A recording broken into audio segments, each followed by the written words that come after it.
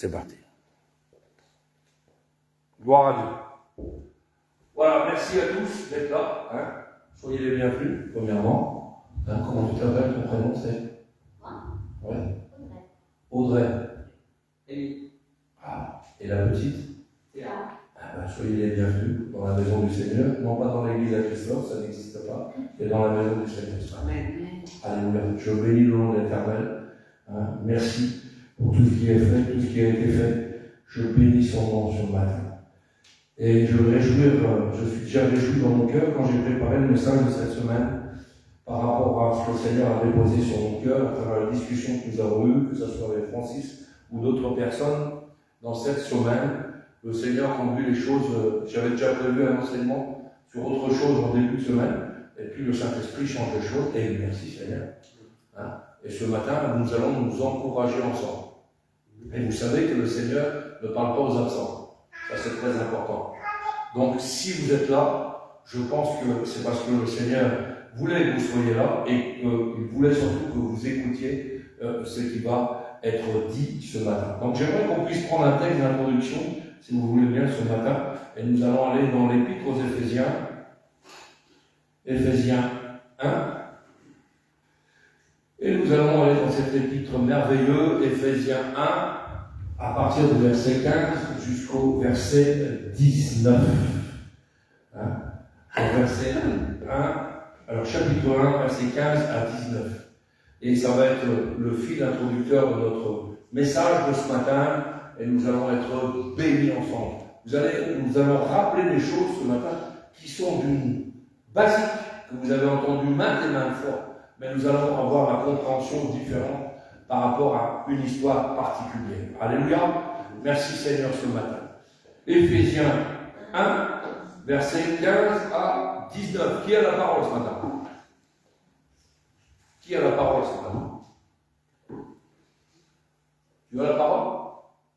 Eh bien, tu lis. C'est pourquoi, moi aussi, ayant entendu parler de votre foi au Seigneur Jésus et de votre charité pour tous les saints, je ne cesse de rendre grâce pour vous, faisant mention de vous dans mes prières, afin que le Dieu de notre Seigneur Jésus-Christ, le Père de gloire, vous donne un esprit de sagesse et de révélation dans sa connaissance, et qui illumine les yeux de votre cœur, pour que vous sachiez quelle est l'espérance qui s'attache à son appel, quelle est la richesse de la gloire de son héritage qui est réservé aux saints, et quelle est envers nous, qui croyons, l'infinie grandeur de sa puissance, se manifestant avec efficacité par la vertu de son Fils. Amen. Amen. Ce matin, j'aimerais juste vous rappeler quelque chose que vous connaissez déjà, mais qu'à travers les épreuves et les soucis de la vie, on a tendance à minimiser et quelque chose s'amenuise en nous-mêmes.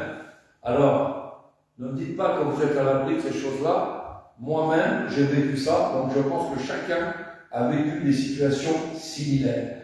Mais j'aimerais vous rappeler ce matin que le Seigneur est infiniment grand, il est infiniment puissant.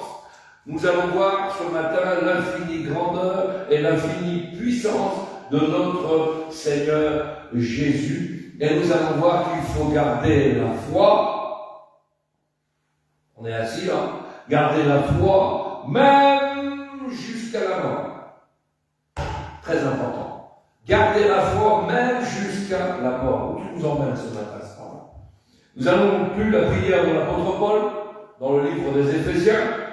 Et ce qu'il souhaitait, l'apôtre Paul, eh bien, c'était quelque chose qui était naturel. Il priait pour les chrétiens d'Éphèse.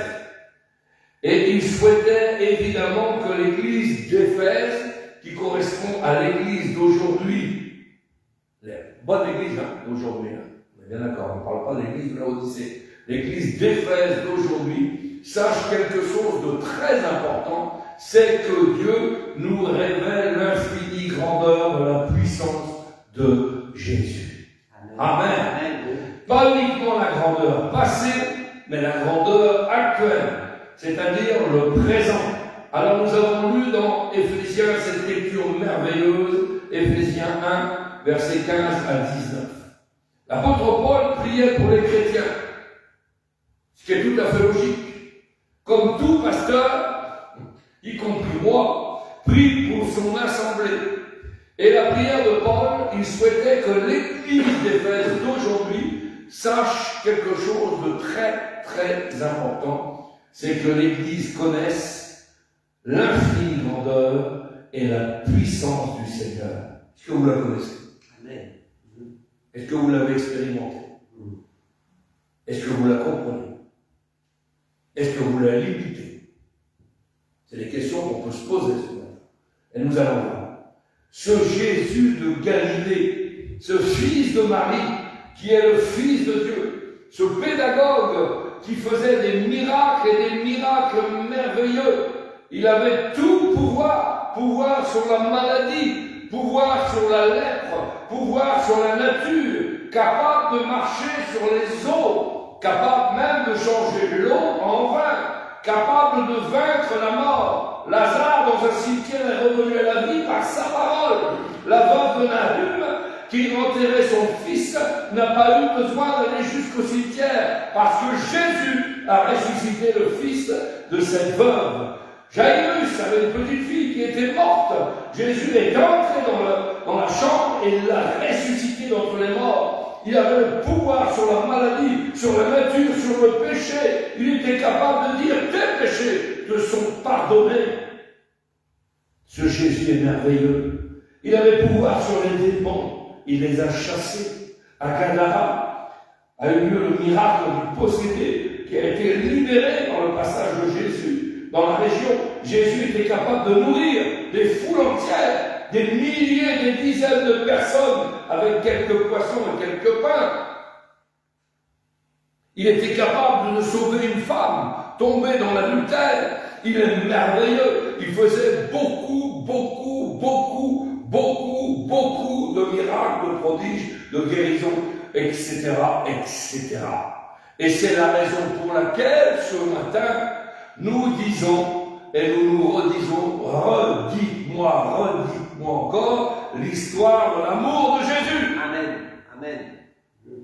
Les bontés de l'Éternel se renouvellent chaque matin. Il faut que nous puissions regarder dans les évangiles synoptiques tous ces évangiles merveilleux, toutes ces histoires fabuleuses, et nous avons besoin de nous les repasser dans notre cœur pour comprendre que le Seigneur est vraiment tout-puissant. Et bien souvent, nous oublions ces choses. Bien souvent, nous limitons ces choses. C'est pourquoi il est bon. Redites-moi l'histoire de Jésus, de la crèche à la croix, éveillez ma mémoire oublieuse parfois. Cette histoire si belle, disons-le simplement, elle est toujours nouvelle, répétons-la souvent. Vous savez qui c'est qui a écrit ça? Paul Ballier. Il m'avait donné ça, ce petit mot-là, et ça avait réjoui mon cœur. Ah, c'est beau, répétons-la souvent. Quand nous ouvrons la Bible, faites de l'Éternel tes délices, que ce livre ne s'éloigne pas de toi, médite-le jour et nuit. C'est alors que tu auras des succès dans toutes tes entreprises. Quelle merveille! Nous cherchons bien des solutions humaines, charnelles parfois, mais la réponse est là. Je l'ai dit l'autre jour avec mes petits mots. Je le redis. J'ai acheté maintes et maintes machines à laver, maintes et maintes sèche-cheveux, sèche-linge, excusez-moi, à mon épouse, et une fois qu'on l'avait branché, on n'arrivait pas à le faire marcher. Pourquoi? Nous n'avions pas lu la notice. Si vous lisez la Bible, vous avez la notice pour réussir votre vie parfaitement. Ne vous privez pas de la lecture de la parole de Dieu. Ce Jésus-Christ n'a aucune limite et il a toute puissance. Il règne, il est le roi de tous les rois, et il règne sur le domaine visible comme sur le domaine invisible. Il règne sur tout ce qui est physique, il règne sur tout ce qui est spirituel. Il est capable de pardonner nos péchés, de nous donner la paix et d'apaiser nos angoisses, de nous accorder cette joie merveilleuse. Il est capable de nous soulager de toute culpabilité, de nous offrir la vie éternelle. Alléluia. Les choses que nous voyons, les choses visibles sont passagères, mais la parole de Dieu dit que les choses invisibles sont éternelles. Il est capable aussi, le Seigneur, de s'occuper de nos problèmes de tous les jours, de nos enfants, de notre travail, de nos factures, de notre de notre maison. Et l'apôtre Paul déclare que nous avons besoin d'une révélation puissante de Jésus-Christ ressuscité. Une révélation puissante de Jésus-Christ ressuscité. Aujourd'hui, il est assis à la droite du Père dans les lieux célestes. Il a tout pouvoir dans les cieux et sur la terre. Dieu a tout mis sous ses pieds en ce moment même. Et il n'y a personne qui est aussi puissant que Jésus-Christ. Selon Éphésiens 1, verset 21, Jésus est au-dessus de toute principauté, de toute autorité, de toute puissance, de toute souveraineté. Il est au-dessus de tout nom qui peut se nommer dans le ciel actuel, mais aussi dans les siècles à venir. Et si nous croyons vraiment cela, alors des choses extraordinaires vont se produire. Amen. Amen. Est-ce que vous attendez à des bonnes nouvelles? Alléluia. Est-ce que vous attendez à des choses extraordinaires? Moi, je crois. Dans les profondeurs de ma vie je suis passé, eh bien, le Seigneur a fait des choses extraordinaires. Et il est capable, ce matin, parce que ce n'est pas un Dieu limité, de réaliser des choses extraordinaires dans ta vie. Pourquoi? Jésus est vainqueur, et nous suivons un plus que vainqueur. Alléluia. Il est vainqueur de quoi? Eh bien, il est vainqueur même de la mort. Il est plus fort que la mort. Il est le Tout-Puissant. Ne l'oubliez jamais. Et la plus grande preuve de la puissance de Jésus ici-bas sur cette terre, c'est qu'il a ressuscité plusieurs personnes de la mort. C'est extraordinaire. Dans Jean 5, verset 21, il est dit comme le Père, écoutez bien, comme le Père ressuscite les morts et donne la vie, ainsi de la même manière, le Fils donne la vie, fait vivre qui il veut. Alléluia. Alléluia. Waouh, c'est extraordinaire. Jésus lui-même a dit avoir tout pouvoir sur la mort. Il a dit, je suis la résurrection de la vie. Pas. Là, les bases sont posées, au-dessus, il n'y a plus rien. Je suis la résurrection et la vie. Alors croyons-nous vraiment ce que Jésus dit? Croyons-nous vraiment les paroles de Jésus? Il a déclaré dans Jean 5, l'heure vient et elle est déjà venue. C'est maintenant. Il a prouvé cela, où les morts entendront la voix du Fils de Dieu. Ceux qui l'auront entendu vivront, car comme le Père a la vie en lui-même, ainsi il l'a donné au Fils d'avoir la vie en lui-même. Alléluia. Alors cela a évidemment de très grandes conséquences sur notre vie personnelle de tous les jours. Quand Jésus parle ici de résurrection des morts, quand il parle que les morts entendront la voix de Dieu, Jésus ne veut pas uniquement parler de la résurrection finale à la fin, non. Il parle aussi de la résurrection par sa puissance de toutes choses que nous avons vues peut-être mourir sous nos yeux un jour dans notre vie. Et c'est là le message central qui nous arrive maintenant. Dans notre vie à chacun, nous avons vu des choses mourir sous nos yeux. Sur le plan spirituel, nous avons perdu des choses sur le plan spirituel. J'aimerais vous rappeler que nous avons tous dans nos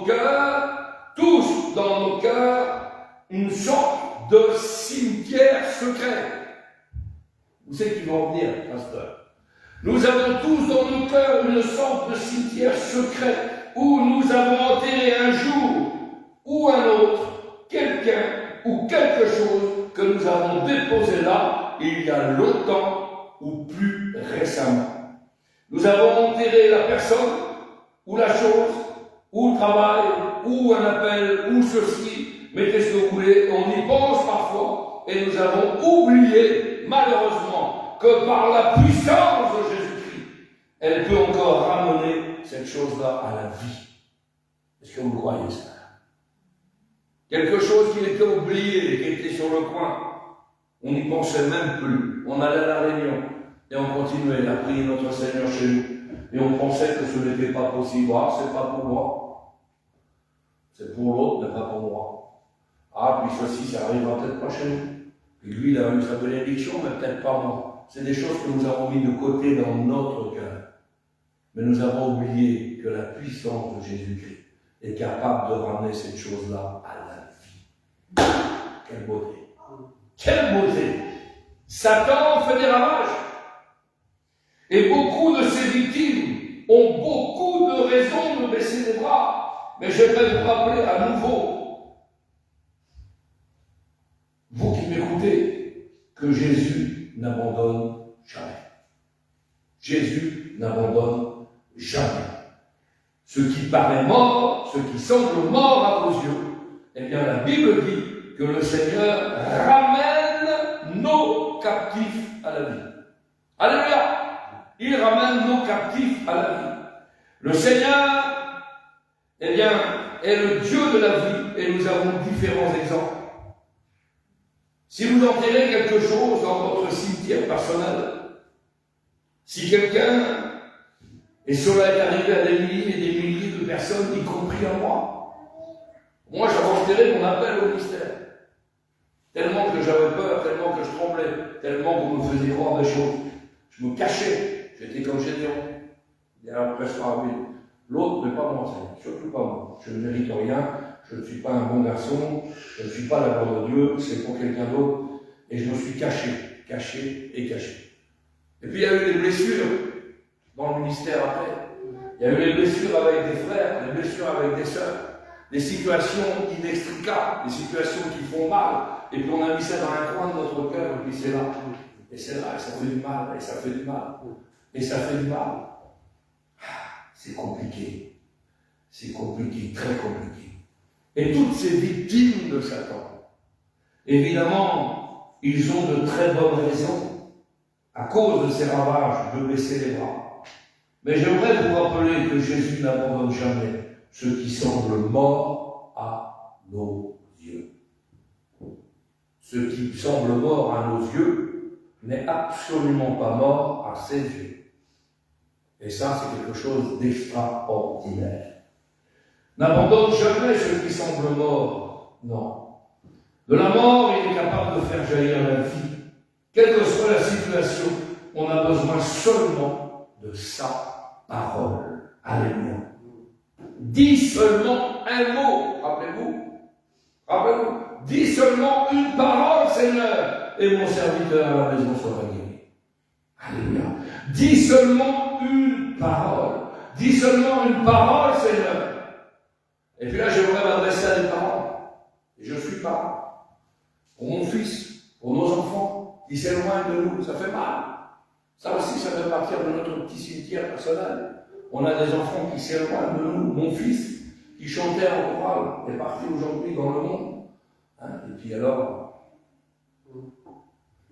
il aime le tutut, vous avez compris? Eh bien, je prie et on continue à prier. Parce que nous savons, c'est une promesse de Dieu. Tous ces parents, des gens, je connais des parents chrétiens, les enfants font les 400 coups, ils sont tombés dans la drogue, ils sont tombés dans des choses abominables. Et puis alors on baisse facilement les bras, quand c'est proche, ça nous touche forcément. Et on les a mis dans ce petit cimetière-là, et on sait que c'est bon pour les autres, mais pour nous c'est compliqué. Seigneur, dis seulement une parole. La Bible dit que Dieu a envoyé sa parole et il a guéri. Le Seigneur est tout puissant, et ce qui nous paraissait mort, désespéré, est capable de renaître à la vie. Dans Jérémie chapitre 31, il y a cette promesse que j'aimerais donner à tous ces parents qui pleurent, et j'en fais partie. Et je veux m'attacher à cette promesse. Et le Seigneur va dire, comme il l'a dit à la maman derrière le cercueil de Nahum, qui se dirigeait vers le Seigneur, vers le cimetière, excusez-moi, ne pleure pas. Sur ta situation, le Seigneur est capable de dire, ne pleure pas. Ah, tu connais que je suis brisé, tu sais que je pleure pour mes enfants, tu sais que je pleure pour mes parents, tu sais que je pleure pour cette situation. Ne pleure pas. Retiens tes larmes de tes yeux. Il y aura un salaire pour tes œuvres, dit l'Éternel. Ah bon? Les enfants que tu aimes reviendront du pays de l'ennemi. Alléluia. Amen. Alléluia. Tes enfants que tu aimes reviendront du pays de l'ennemi. Il y a de l'espérance pour ton avenir, dit l'Éternel. Tes enfants reviendront dans leur territoire, le territoire du salut, le territoire de la délivrance, le territoire de la victoire. Ils reviendront, tes enfants. Il est marqué 2 fois dans le passage, Jérémie 31, versets 16 et 17, et dans Ésaïe 65, verset 23, il est dit en parlant des parents, ils ne travaillent pas en vain. C'est-à-dire, ils ne travaillent pas pour rien. C'est ça que ça veut dire. Hein. Ils ne travaillent pas en vain. Pourquoi? Ils n'auront pas des enfants pour les voir périr, car ils formeront une race bénie de l'Éternel, et leurs enfants seront avec eux. Amen. Alléluia. Quelle beauté! Alors ne vous inquiétez pas. Le Seigneur a déjà tout prévu. Il sait par où vous passez. Il sait par où je passe. Il a prévu la solution. Ésaïe 65, verset 23. Ces promesses sont pour toi aujourd'hui. Alléluia. Toi qui pleures, une maman, un papa, ces promesses sont là quand l'Éternel ramènera les captifs de Sion. Et vous trouverez ça dans le psaume 126. Nos enfants sont partis parfois loin de la maison de l'Éternel, mais il ramènera, c'est une ordonnance de Dieu, les captifs de la maison de Sion. Nous étions comme ceux qui faisaient un rêve. Est-ce possible? Mais avec Dieu, tout est possible. Alléluia. Tout est possible avec le Seigneur. Le fils de David était tout puissant. Jésus-Christ est là pour te délivrer, pour te sauver de l'angoisse. Vous savez, David, un jour, il a dit qu'il a ramené tout ce qui avait été volé, tout ce qui était parti, tout ce qui avait disparu. David a couru après l'ennemi et il a ramené tout. T-O-U-T. Il n'a rien oublié. Tout. Et le Fils de Dieu est capable de tout ramener dans ta vie. Je ne sais pas ce qu'on t'a volé. Je ne sais pas ce que l'ennemi est venu t'arracher. Mais laisse-moi te dire que si tu as la foi, jusqu'à la mort, hein, pas une fois comme ça, hein, jusqu'à la mort, il est capable de tout te ramener dans ta vie. Alléluia. C'est une promesse. Je vais vous donner l'exemple d'un papa accablé de douleur. Et on va faire cette lecture, si vous voulez bien, on va aller dans Marc 5. Regardez bien ce qu'il est marqué dans Marc 5. Pour ceux qui ont la parole du Seigneur. Alléluia. Marc 5. Je ne sais pas si on va faire la lecture complète, mais on va comprendre. On va prendre juste cet exemple merveilleux. Marc 5. Regardez bien ce qu'il est marqué.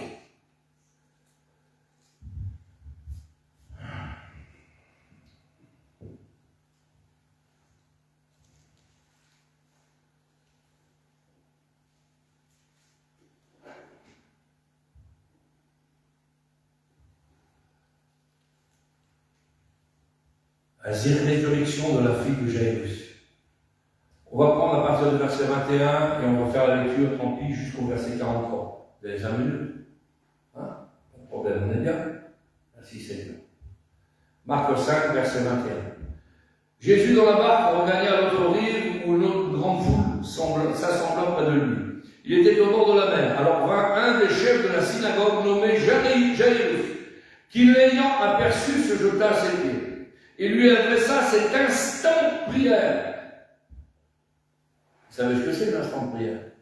Ça vous est déjà arrivé? Demander des choses vraiment avec une instant ardeur de prière.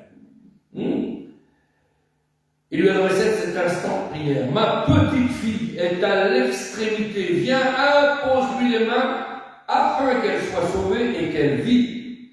Jésus s'en alla avec lui et une grande foule le suivait et le pressait. Verset 25. Or, il y avait une femme atteinte d'une perte de sang depuis 12 ans. Elle avait beaucoup souffert entre les mains de plusieurs médecins. Elle avait dépensé tout ce qu'elle possédait. Elle n'avait éprouvé aucun soulagement, mais étant allée plutôt en empirant. Ayant entendu parler de Jésus, elle vint dans la foule par derrière et toucha son vêtement. Car elle disait, si seulement je pouvais toucher ses vêtements, je serais guérie. Au même instant, la perte de sang s'arrêta et elle sentit dans tout son corps qu'elle était guérie de son mal. Jésus connut aussitôt en lui-même qu'une force était sortie de lui et se retournant au milieu de la foule, dit, qui a touché mes vêtements? Ses disciples lui dirent, tu vois la foule qui te presse et tu dis, qui m'a touché? Et il regardait autour de lui pour voir celle qui avait fait cela.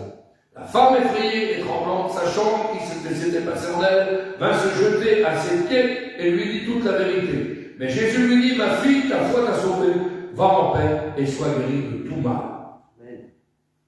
Ça, c'est une première chose. Mais l'histoire qui nous intéresse, c'est Jairus. Et on va y revenir. Comme il parlait encore, survint un des chefs de la synagogue, des gens qui dirent, la triste nouvelle à Jairus, ta fille est morte, pourquoi importuner davantage le maître? Mais Jésus, sans tenir compte de ces paroles, dit au chef de la synagogue, ne crains pas, crois seulement. Il ne permit à personne de l'accompagner, si ce n'est à Pierre, à Jacques et à Jean, frère de Jacques.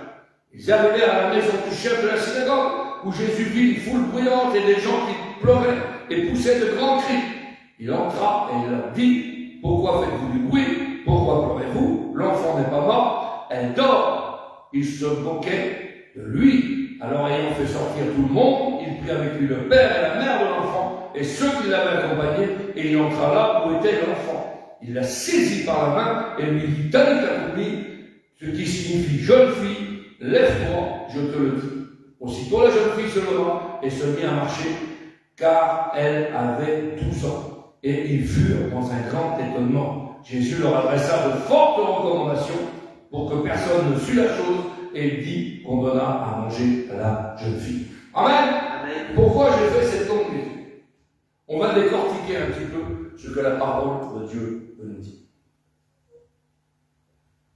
On parlait de parents accablés.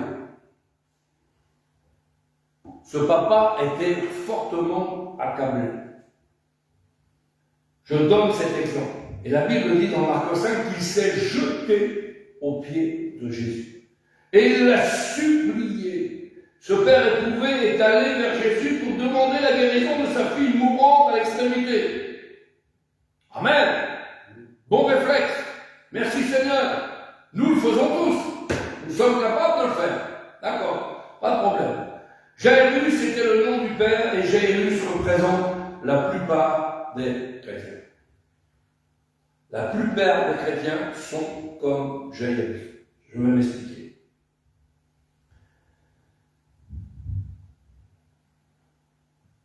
Ça, c'est le premier point.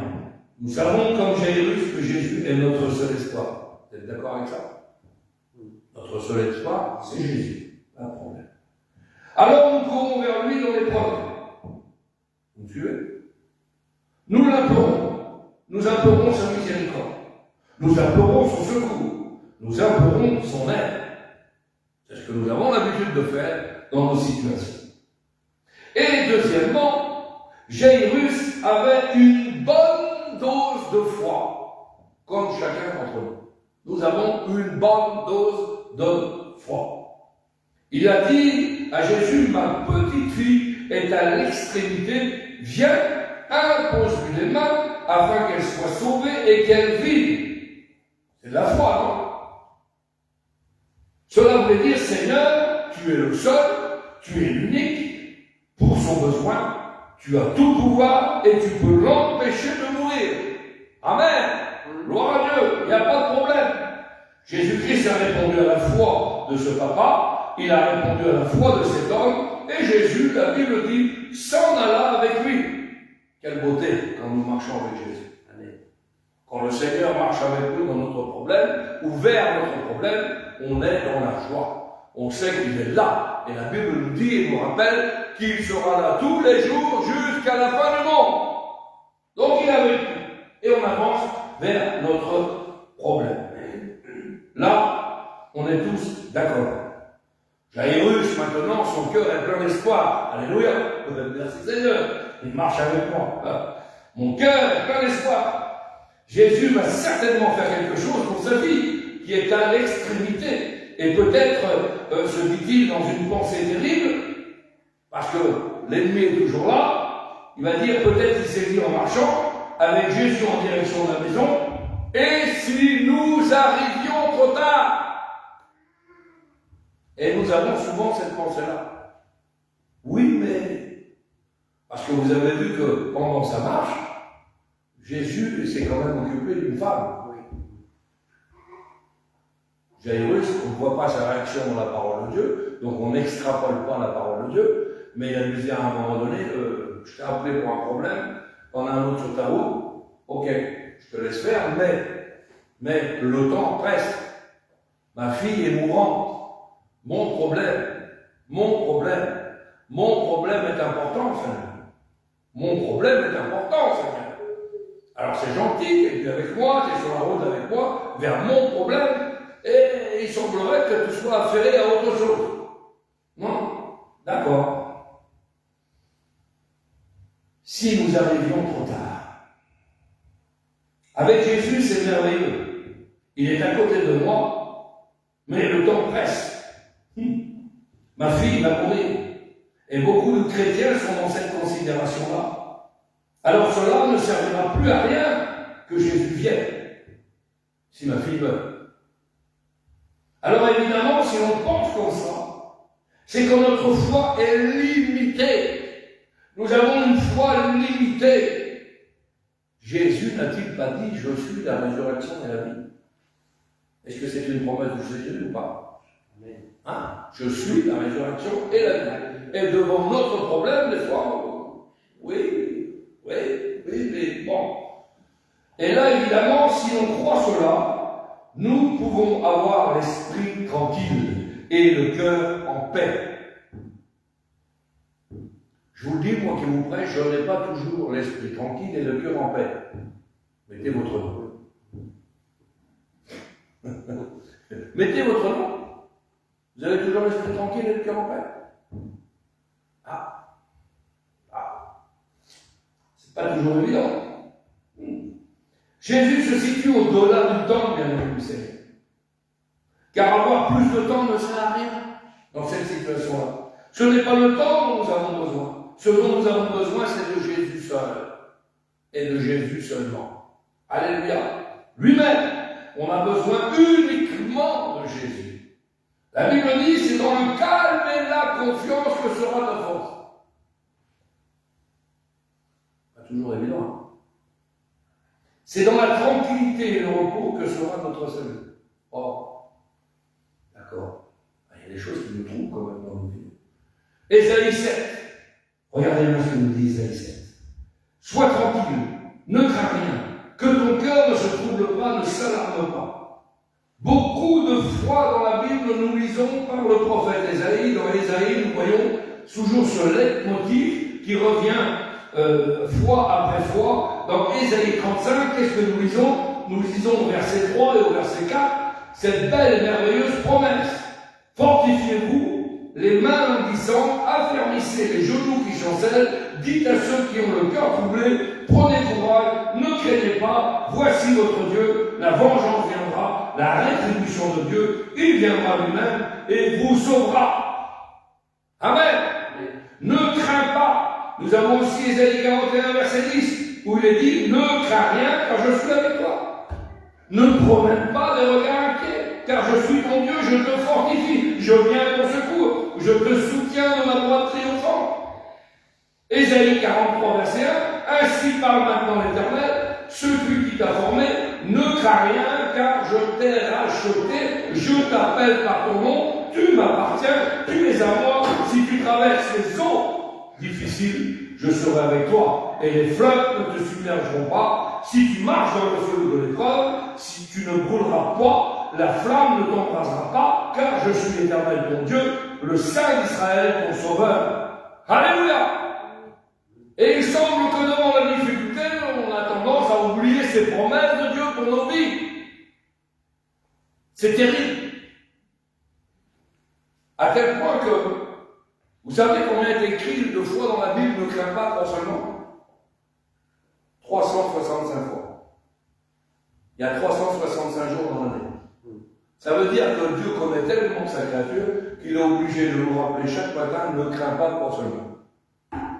On a crédu, il faut que ce matin, encore, et je te le dis, ne crains pas, crois seulement. Quelle que soit ta situation, crois seulement, ne crains pas, je suis avec toi. Ésaïe 44, verset 2, il est dit ainsi par l'Éternel qui t'a fait, qui t'a formé dès ta naissance, celui qui est ton sentier, ton remède, ne crains rien, car je t'ai choisi. Attends, je t'ai choisi. La porte est ouverte. Alors si tu doutes sur ton utilité dans l'œuvre du Seigneur, le verset merveilleux. Ne crains pas, je t'ai choisi. Alléluia. Ah, c'est merveilleux. Ne crains pas. Ésaïe 50. Ésaïe est un livre merveilleux. Il y a au verset 10, et que lisons-nous 50, verset 10. Il est dit, quiconque parmi vous craint l'Éternel, qu'il écoute la voix de son serviteur, quiconque marche dans l'obscurité et manque de lumière, qu'il se confie dans le nom de l'Éternel et qu'il s'appuie sur son Dieu. Amen. Qu'il s'appuie sur son Dieu. Chers amis, chers frères, chères sœurs, ceux qui sont au chevet de la petite fille dans la maison de Jairus, eh bien, représentent les chrétiens avec une foi limitée. Est-ce que ta foi est limitée ce matin? Est-ce que tu vivres des exploits avec Dieu? Alors il serait bon que ta foi, eh bien, soit encore plus grande. On peut avoir une foi grande. Et les chrétiens qui sont au chevet de cette petite fille ont une foi limitée. Ces gens-là, eh bien, raisonnaient et ils pensaient que la présence de Jésus était totalement nécessaire tant que la petite fille était vivante. Mais une fois mort, il ne servait plus à Jésus d'être là. C'est ce que nous avons lu. Vous referez la lecture chez vous. Ah oui, tant que la petite fille avait un souffle de vie, eh bien, juste avant sa mort, eh bien, ces gens-là disaient, oui, Jésus, il est le grand médecin, il guérit, c'est vrai que rien ne lui est impossible, c'est vrai qu'il a tout pouvoir lui a été donné, alors dépêche-toi, Seigneur, elle va mourir. Mais une fois qu'il ne va pas au-delà de la mort, dès que la situation semble sans issue, et combien de fois nous avons traversé des situations qui nous semblaient sans issue, dès que la situation nous semble perdue, ces gens-là, leur foi s'évanouit. On se rappelle Marthe et Marie, on se rappelle de cette histoire. Eh bien, elle dit à Jésus, après la mort de son frère Lazare, Seigneur, si tu avais été là, mon frère Lazare ne serait pas mort. Si tu avais été là, quelle foi limitée. Seigneur, si tu avais été ici, mon frère ne serait pas mort. C'est ainsi que Marthe et Marie parlent. Et c'est ainsi qu'elles réfléchissaient et qu'elles pensaient. Et ses voisins, les amis de Lazare, ont bien dit, regardez bien ce qu'ils ont dit, lui, Jésus, qui a ouvert les yeux de l'aveugle, ne pouvait-il pas faire aussi que cet homme ne meure pas? On croit que le Seigneur est capable de ne pas nous faire mourir, de nous épargner la mort. Mais après la mort, notre foi semble s'arrêter. C'est terrible. Parce que c'est quelque chose qu'on ne gère pas, quelque chose que notre chair ne gère pas. Notre vision des choses s'arrête là. Jésus, qui a ouvert les yeux de l'aveugle, ne pouvait-il pas faire aussi que cet homme ne meure pas? Donc on voit que toutes ces personnes présentes au tombeau, ni Marthe, ni Marie, ni aucun autre ne croyait en Jésus comme étant la résurrection. Jésus était pour eux quelqu'un de puissant. Il était pour eux quelqu'un de très utile, c'est vrai. Mais jusqu'à une certaine limite, cela ne dépassait pas la mort. Une fois que la mort était arrivée, alors tout était terminé et il n'arrivait pas à croire que Jésus pouvait agir, même au-delà de la mort. Alors ce matin, la question t'est posée. Je ne sais pas par quel problème, par quel travers de la vie tu passes. Peut-être qu'on t'a dit autour de toi, aucun encouragement, mais qu'on t'a dit, tu sais, ta situation, comme pour Lazare, ça fait 4 jours, ça pue déjà. La situation, en plus, n'en parle pas parce que ça sent pas bon. Ça sent pas bon. C'est fini, c'est terminé, parle plus de ça. Alors, on va mettre ça derrière nous et il ne parle plus de ça. Mais la Bible me dit qu'un seul mot du Seigneur.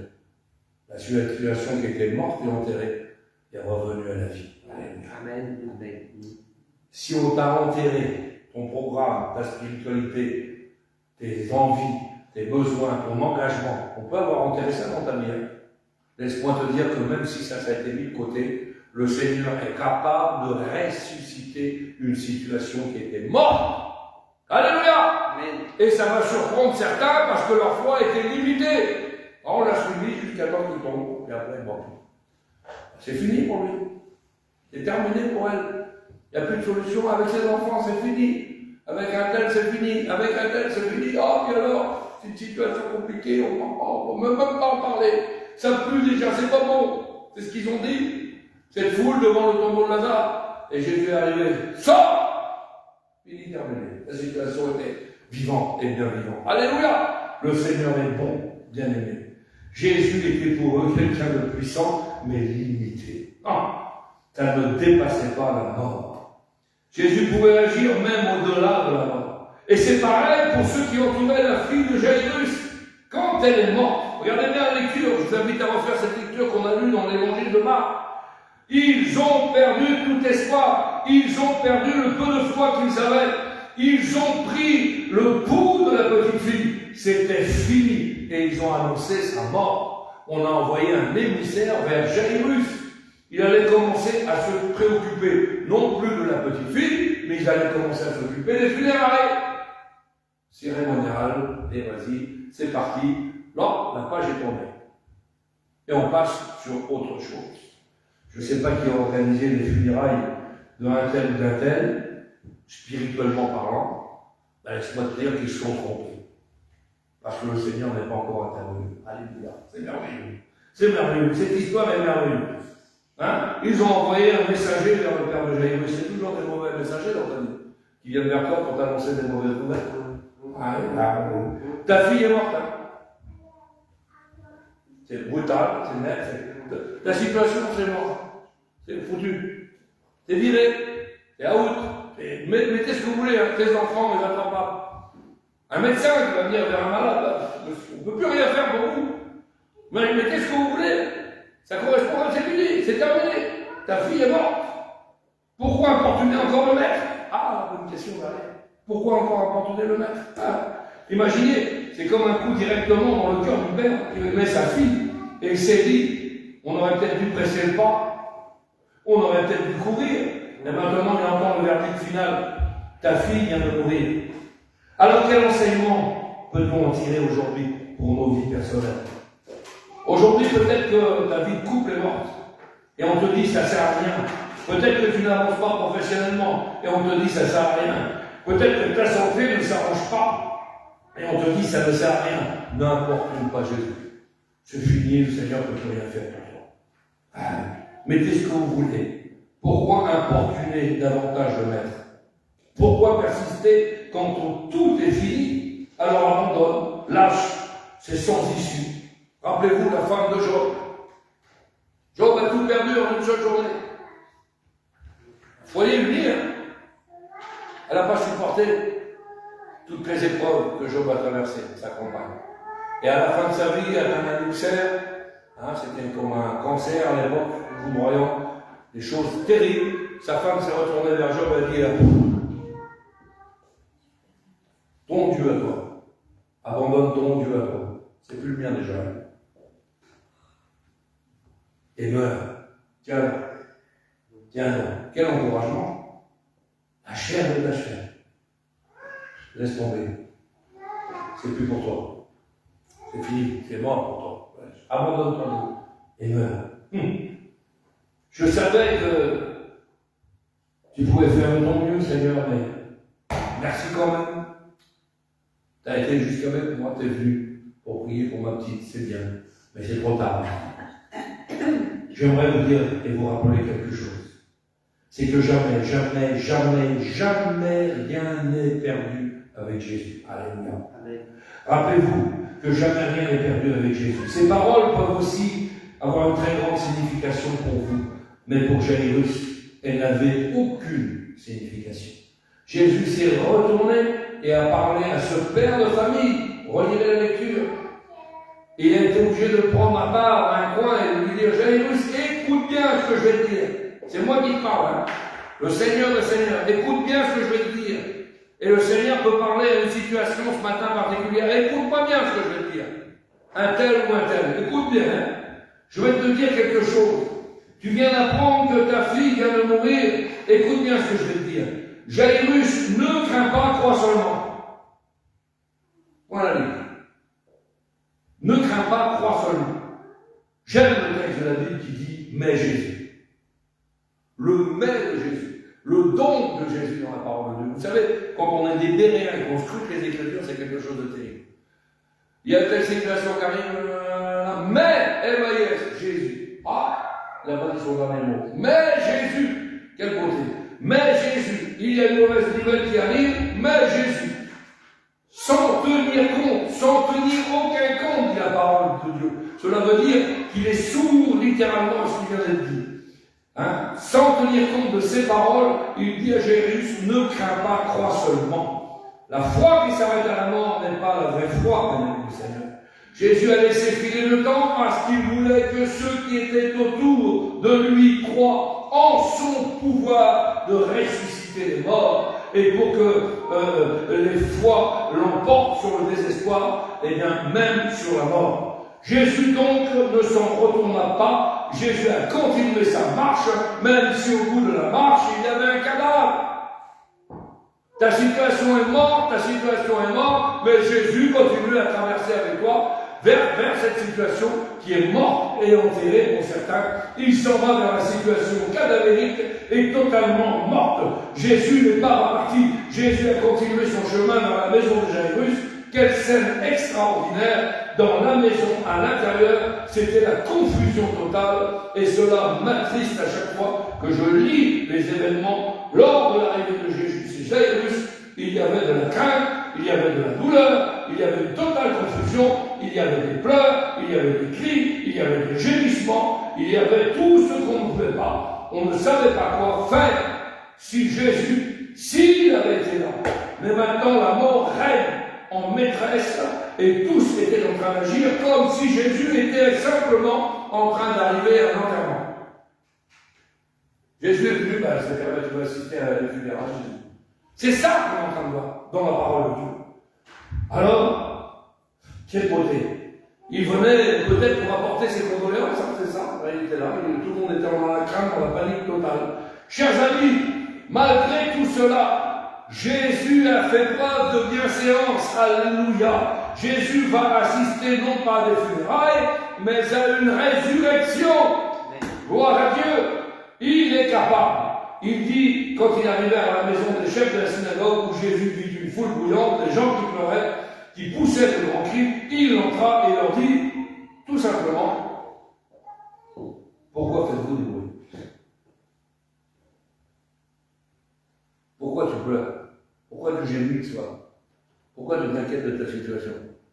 Le Seigneur, il la connaît aussi. Celui qui t'a créé connaît ta situation par laquelle tu passes. Et puis il peut te taper sur l'épaule et dire, pourquoi tu cries? Pourquoi tu pleures? Qu'est-ce qui te passe? Pourquoi je ne suis pas avec toi?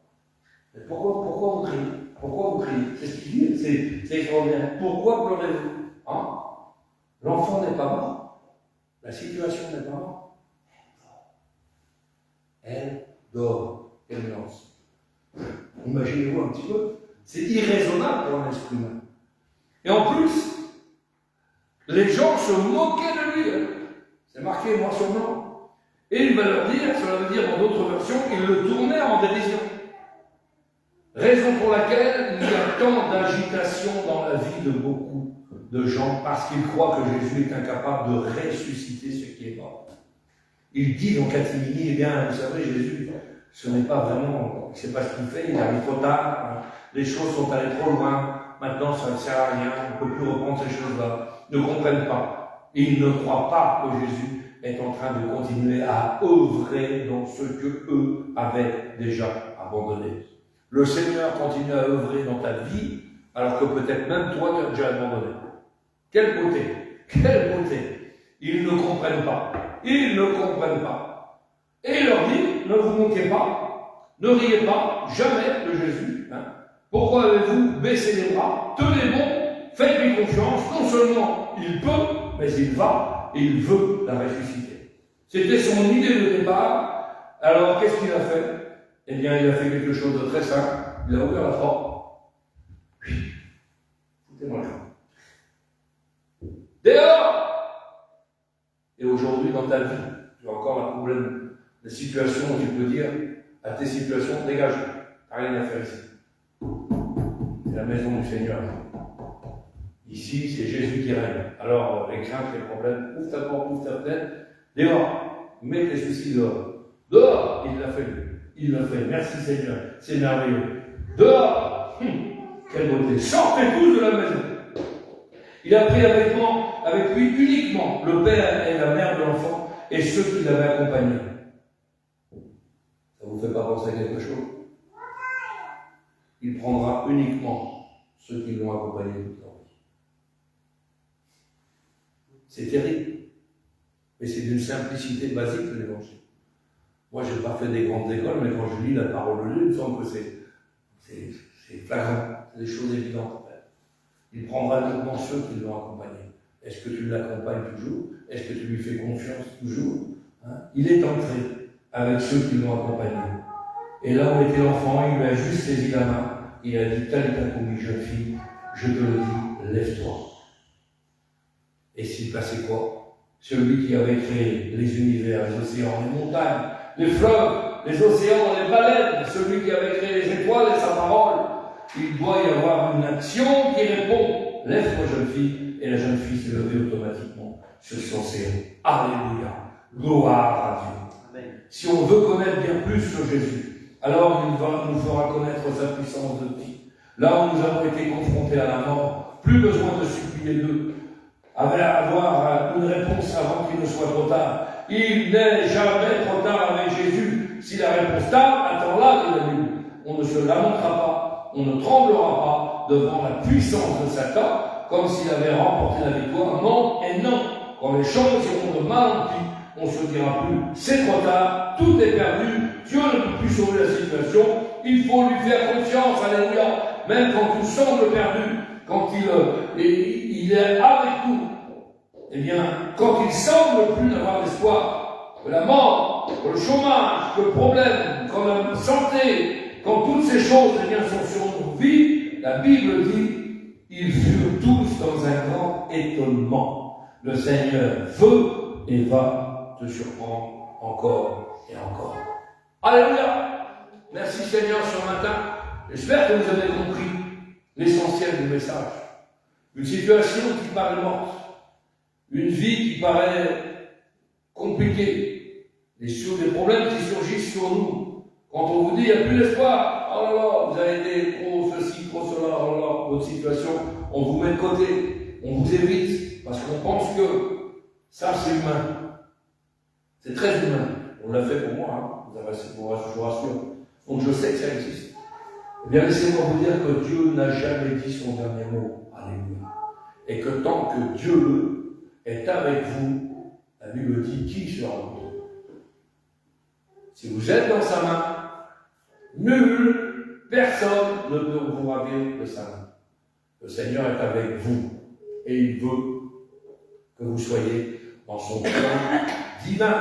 Il veut que vous soyez ses fidèles servants et ses fidèles serviteurs pour glorifier le nom du Seigneur. Donc ce matin, je bénis le nom de l'Éternel ce matin. Parce que nous voyons à travers ces exemples merveilleux que le Seigneur est infiniment grand, infiniment puissant, que la foi n'est pas limitée et que même après des choses que nous ne comprenons pas, si nous avons foi dans le Seigneur agira. Alors le Seigneur veut encore agir ce matin. Il veut agir dans nos vies, il veut agir dans vos entrailles, il veut agir avec ce que nous sommes ce matin. Il n'a pas dit son dernier mot. Les gens t'ont condamné, le Seigneur ne t'a pas condamné. Les gens t'ont mis de côté, le Seigneur ne te met pas de côté. Les gens t'ont fait du mal, le Seigneur veut ton bien. Peu importe ce qui se passe dans ta vie, sur ta situation, sur ton problème, le foyer ne marche pas, peu importe, le Seigneur va faire en sorte que ça marche. Parce que le Seigneur est toujours là pour bénir. Il ne se lasse pas. Il faut juste avoir cette foi et dire ce matin, ne crains pas, crois seulement. Ne crains pas, crois seulement. Ne crains pas, crois seulement. Le Seigneur est aux commandes ce matin. Alléluia ce matin. Merci Seigneur. Merci Seigneur ce matin. Gloire à ton nom ce matin. Gloire à ton nom ce matin. Merci Seigneur. Merci Seigneur. Merci.